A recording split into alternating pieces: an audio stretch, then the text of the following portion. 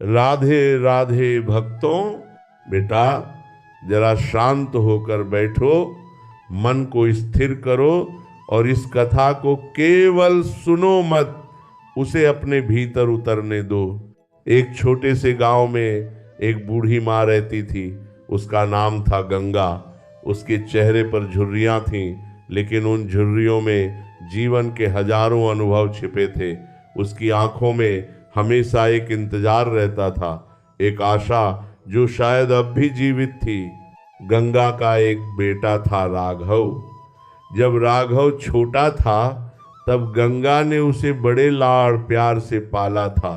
खुद भूखी रहकर उसे खिलाया, खुद पुराने कपड़े पहनकर उसके लिए नए कपड़े खरीदे, रात रात भर जागकर उसकी देखभाल की और हर दिन भगवान से यही प्रार्थना करती, हे प्रभु मेरे बेटे का जीवन सुखी रखना। समय बीतता गया, राघव बड़ा हो गया, पढ़ लिख कर शहर चला गया। शुरू शुरू में वह अपनी माँ को चिट्ठियाँ लिखता था, कभी कभी फोन भी कर लेता था, लेकिन धीरे धीरे उसकी जिंदगी बदलने लगी। शहर की चकाचौंध, नए दोस्त, नई जिम्मेदारियां और माँ का प्यार कहीं पीछे छूटता चला गया। गांव में गंगा हर रोज दरवाजे पर बैठ जाती, उसकी आंखें सड़क की ओर टिकी रहती। कोई आता जाता तो वह उम्मीद से देखती, शायद मेरा राघव आ गया, लेकिन हर बार निराशा ही हाथ लगती। गांव वाले कहते, अम्मा अब वो शहर में बड़ा आदमी बन गया है, उसे कहाँ याद होगा ये गांव। गंगा मुस्कुरा देती और कहती, माँ को भूल सकता है क्या कोई। लेकिन अंदर ही अंदर उसका दिल हर दिन टूटता जा रहा था। एक दिन गंगा बहुत बीमार पड़ गई, शरीर में अब ताकत नहीं बची थी। फिर भी उसकी आंखों में वही इंतजार था, वही उम्मीद।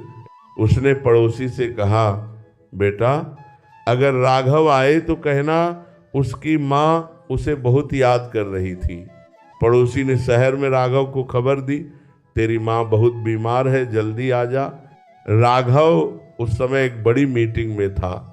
उसने कहा, ठीक है देखता हूँ, लेकिन बेटा वही देखता हूँ कभी करता हूँ नहीं बन पाया। दिन बीत गए और एक दिन गंगा की सांसें धीरे धीरे थम गईं।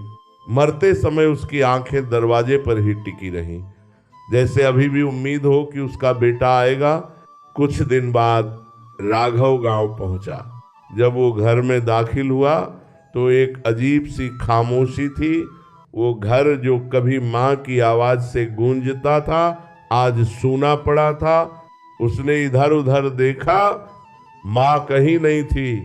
तभी पड़ोसी ने आकर धीमी आवाज में कहा, बेटा तू देर से आया, तेरी माँ चली गई। ये सुनते ही राघव के पैरों तले जमीन खिसक गई। वो भागकर उस कमरे में गया जहां उसकी माँ रहती थी।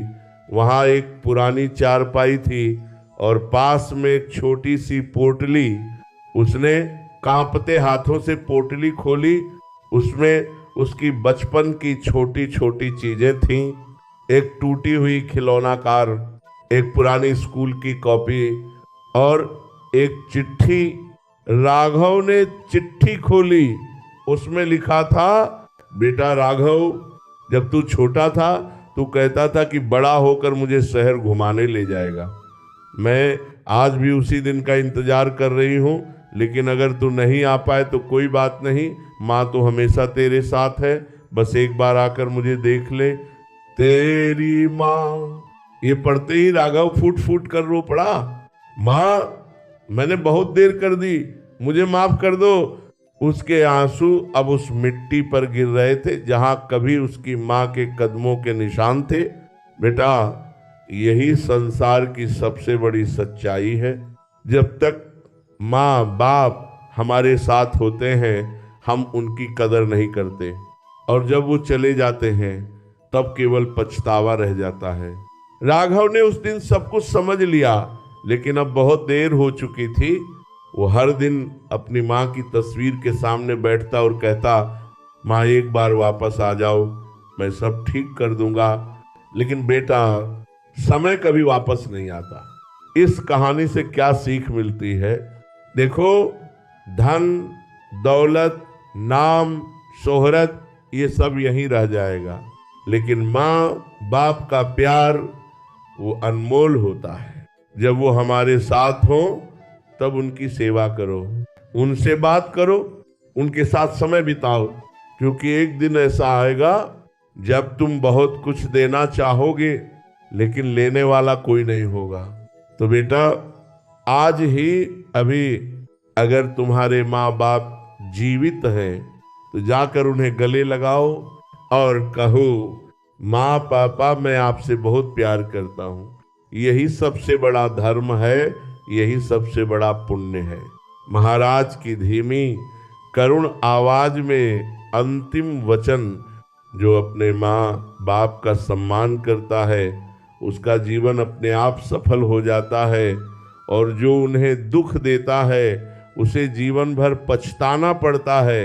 बेटा, अब जरा अपने दिल से पूछो, तुम कहाँ खड़े हो? बेटा, उस दिन के बाद राघव की जिंदगी पूरी तरह बदल गई। वो शहर लौट तो आया, लेकिन अब उसे वो शहर पहले जैसा नहीं लगता था। बड़ी बड़ी इमारतें, चमकती रोशनी, दौड़ती भीड़, सब कुछ वैसा ही था, पर उसके अंदर कुछ टूट चुका था।